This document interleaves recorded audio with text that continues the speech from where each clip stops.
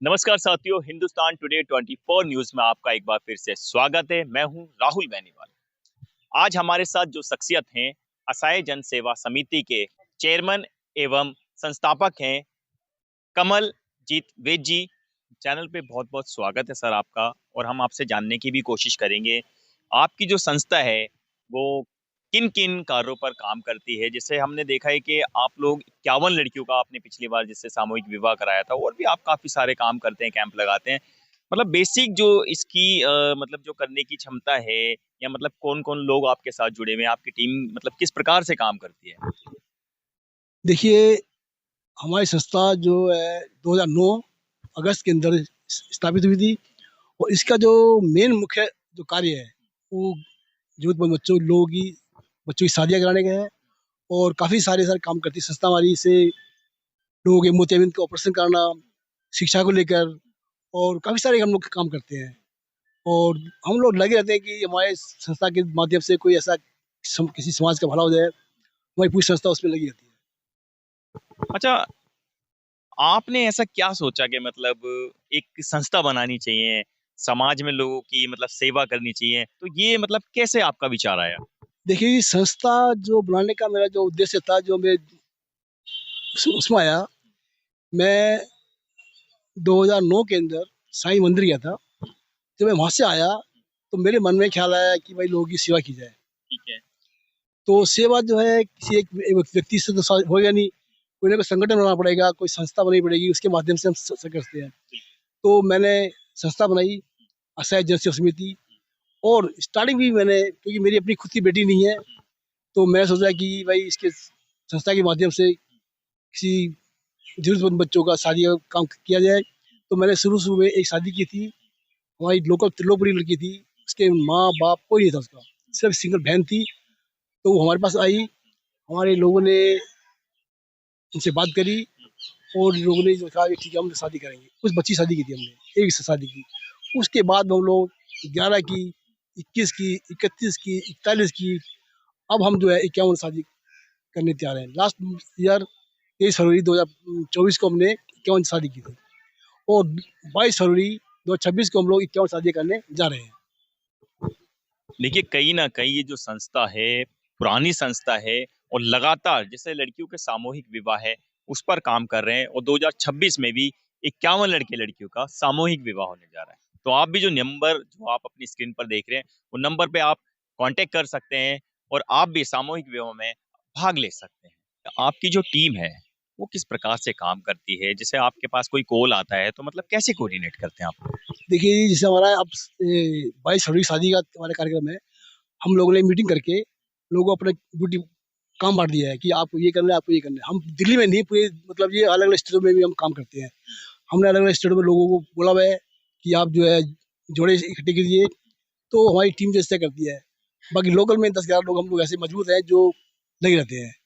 अच्छा, इसके साथ और भी संस्था हैं जो मतलब आपको सपोर्ट करती हैं, या आपके साथ मतलब जिससे काम कराती हैं। हाँ, देखिए, आप जानते हैं कि एक संस्था के थोड़ा काम मैनेज नहीं हो पाता है। तो हमारे साथ जो लॉयंस क्लब जो है मजबूत से जुड़ा हुआ है, और शुरू से ही जुड़ा हुआ है, जिसके माध्यम से हम लोग अच्छा ये काम कर पा रहे हैं। बाकी संस्थाएं भी यहाँ स्वतः सहयोग करती है। तो ये थे हमारे साथ कंवल वेद जी, और जिन्होंने इतनी सारी हमारे चैनल को जानकारियां दी।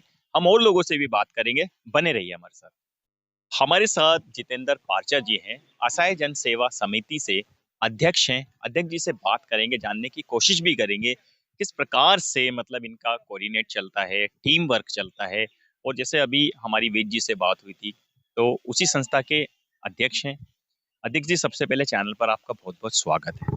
आपका भी बहुत बहुत। अच्छा अध्यक्ष जी, जैसे आपकी जो संस्था है, आपको भी मतलब जैसे मैंने वेद जी से भी बात करी थी, मतलब ऐसा दिमाग में क्या वो आया था कि थॉट्स के जैसे हमें समाज सेवा ही करनी है, और मतलब समाज में शादियां करानी या सोशल वर्कर का काम करना है। जी, बचपन से ही मेरे अंदर ऐसा स्वभाव था कि हर किसी की मदद करने का, जिससे कि लोगों की ज़्यादा से ज़्यादा मदद हो सके। 2009 में जब ये संस्था बनी, तो इसमें भी हम एज ए मेंबर ही हम लोग उसमें तैयारी किए थे। फिर धीरे धीरे हमने देखा, और जहाँ तक हो सका हमने सेवा करने की मन में ठानी कि भाई ज़्यादा से ज़्यादा लोगों की सेवा कर सकें। और इसी के ज़रिए ही हम आज तक ये संस्था को लेकर चल रहे हैं। और सामूहिक विवाह करते हैं। अच्छा, जैसे अभी भाई साहब ने मेरे को बताया था और भी संस्था है, मतलब इतना बड़ा काम होता है तो एक संस्था के खैर मतलब कहीं ना कहीं भारी पड़ता है। जैसे और जो लोग हैं मतलब वो कैसे आपको मदद देते हैं, या आपको गवर्नमेंट से जैसे मतलब कुछ छूट मिलती हो या कोई सुविधा मिलती हो? गवर्नमेंट से तो आज तक हमको कोई मदद नहीं मिली है, और हाँ, संस्थाओं के ज़रिए हमें ज़रूर मदद मिल जाती है। और जिसमें हमारे जयरामन जी हैं, उनके ज़रिए हमको मदद मिल जाती है, लोहिया जी हैं, उनके ज़रिए हमको मदद मिल। अच्छा, जैसे जितेंद्र जी एक चीज बताइए, जब आप जैसे आपके पास कोई कॉल आता है, मान लीजिए जैसे कोई इमरजेंसी पड़ गई किसी के फैमिली में या कहीं मतलब जिससे संस्था की जरूरत पड़ जाती है, तो आप किस प्रकार से मतलब कोऑर्डिनेट करते हैं, आपस में बातचीत करते हैं? हम जितने भी हमारे सदस्य हैं, चेयरमैन साहब को लेके, मैं कोषाध्यक्ष, जनरल सेक्रेटरी, उपाध्यक्ष, इन सबको लेके हम मीटिंग करते हैं कि भाई इस तरह से हमें को इमरजेंसी आई है। अगर वो उस इमरजेंसी में हम लोग अगर मदद कर सकते हैं किसी की, और हमारे पास कुछ है, तो तभी हम मदद कर पाते हैं। वरना हम उनको बोलते हैं कि भाई इकट्ठा करके सामूहिक विवाह में करें तो ज़्यादा अच्छा रहता है। अच्छा, एक चीज और मैं पूछूंगा आपसे। जैसे आपने बताया कि जो चेयरमैन साहब हैं हम उसके आधार पर जैसे मीटिंग करते हैं, और कभी कभी परिस्थिति ऐसी होती है तत्काल भी हमें मीटिंग बुलानी पड़ जाती है, ठीक है। मैं और भी संस्थाएं देखता हूँ, जैसे आपके संस्था का कुछ मेडिकल का कुछ कैंप वैम्प लगता है, तो उसका जो ऑपरेशन वगैरह होता है वो कैसे मैनेज करते हैं? वो उसको भी हम सोशल मीडिया के ज़रिए ही अपना, एक तो उसको प्रचार करते हैं, उसके बाद हम कैंप लगाते हैं, और कैंप में जो पेशेंट्स आते हैं, जिनको चश्मे की ज़रूरत होती है उनको चश्मा दिया जाता है, जिनको दवाई की ज़रूरत है उनको दवाई दी जाती है, और जो ऑपरेशन के लिए होते हैं उनको फिर सीधा डायरेक्ट, या तो उसी दिन हम भेज देते हैं उनको हॉस्पिटल में, और या फिर अगले दिन जाना पड़ता है। तो हॉस्पिटल में रहना, खाना फ्री, सब फ्री होता है। उसके बाद हॉस्पिटल से ऑपरेशन हो गया वापस घर पे भेज दिया। ये जो लोग आपके साथ मतलब रहते हैं और मिलजुल के जैसे आप कोई भी कार्य करते हैं तो आपस में मिलजुल के काम करते हैं? हमारी युवा शक्ति संस्कार फाउंडेशन है, जिसमें राहुल जी आप ही हैं उसके अध्यक्ष, और दूसरे राहुल जी हैं। तो हम आप लोगों से भी ज़्यादा मदद लेते हैं, क्योंकि इतना बड़ा प्रोग्राम करना हमारे बस की नहीं है, उसमें हमें मदद की ज़रूरत होती है। जो भी जैसे भी मदद मिल सकती है, हो सकता है कि जो सामान वहाँ डिस्प्ले लगा रहता है, हो सकता है हम उन संस्था के लोगों को, आपकी संस्था के लोगों को वहाँ पर खड़े कर दें, क्योंकि थोड़ा सा उस टाइम में, क्योंकि हम लोग बिजी रहते हैं, तो थोड़ा सा ये रहता है कि भाई कोई सामान बाहर से कोई आ जाए उठा के ले जाए, बस थोड़ा सा इस वजह से हमें उन लोगों की भी मदद लेनी पड़ती है। कई बार खाने पे जो रहते हैं दूसरी संस्थाएं, उनकी भी मदद लेनी पड़ती है। तो ये थे हमारे साथ असहाय जन सेवा समिति के अध्यक्ष, जिन्होंने काफी महत्वपूर्ण जानकारी दी हमें। देवेंद्र प्रसाद जी हैं, असहाय जन सेवा समिति से कोषाध्यक्ष हैं।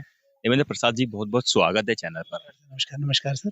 अच्छा देवेंद्र प्रसाद जी, आप ये बताइए, जैसे आप कोषाध्यक्ष हैं तो आपका अधिकतर सारा लिखतम का, लिखत पढ़त का काम होता है, जैसे सारा जो भी फंड वगैरह है उसको आप मतलब सारा पेपर में वर्क करते हैं, मतलब समिति किस प्रकार से काम करती है? समिति के पास जैसे छोटा मोटा जो फंड आता है वो कहाँ से आता है? सबसे पहले राहुल जी, मैं आपको बताना चाहता हूँ कि हमारी संस्था एक गैर राजनीतिक संगठन है, और सामाजिक सहयोग से जो हमें अनुदान मिलता है वही हमारे कार्य करने का आधार है। तो हम लोग क्या करते हैं कि कोई भी कार्यक्रम करते हैं, जैसे हम कंडक्ट करते हैं, बजट तैयार करते हैं, उस बजट तैयार करने के बेसिस पे हम लोगों के साथ पास डोनेशन के लिए जाते हैं कि भाई ये हमारा कार्यक्रम है, ये इस डेट को कार्यक्रम होने जा रहा है, इसमें हमारा ये बजट है, इसमें आप क्या सहयोग हमें कर सकते हैं। तो सामाजिक लोग हमसे जुड़े हुए हैं, लॉयंस क्लब इंटरनेशनल है, परिषद है, और शिवदाता कावड़ सेवा समिति है, शंकर वाटिका कावड़ सेवा समिति है, हमारा परिवार फाउंडेशन है, और कई संस्थाएं जो हैं इसमें हमारा सहयोग करती हैं। तो आज जो हमारी चर्चा रही, असहाय जन सेवा समिति जिस प्रकार से सामूहिक विवाह कराती है और क्षेत्र में जो सोशल वर्कर का काम करती है, पिछले 17 सालों से ये लगातार समाज में कार्य कर रहे हैं। और ज्यादा जानकारी थोड़ा सा हमारे कोषाध्यक्ष देंगे जी। इस संदेश के माध्यम से मैं आपसे मैं निवेदन करना चाहता हूँ कि यदि आप किसी ऐसे परिवार को जानते हो जो आर्थिक रूप से कमजोर है और धन के अभाव में अपने बच्चों का विवाह नहीं कर पा रहा हो, तो आने वाली 22 फरवरी 2026 को मयूरी विहार के राम मंदिर में हम लोग 51 भाग्यशाली कन्याओं का सामूहिक विवाह आयोजित करने जा रहे हैं। आप सभी से निवेदन है कि इस संदेश को ज़्यादा से ज़्यादा लोगों तक पहुँचाएँ, ताकि एक सामाजिक समरसता का जो संदेश है वो लोगों तक पहुँचे और लोग इसमें बढ़ चढ़ के हिस्सा लें। दोबारा आपसे निवेदन, यदि आप किसी ऐसे परिवार को जानते हो जो आर्थिक रूप से कमजोर है और धन के अभाव के कारण अपने बच्चों का विवाह नहीं कर पा रहा हो, तो संस्था में आएँ, संस्था में रजिस्ट्रेशन कराएं। संस्था सामाजिक सहयोग से इस सामूहिक विवाह को संपूर्ण रीति रिवाज के अनुसार पूरा करेगी। धन्यवाद।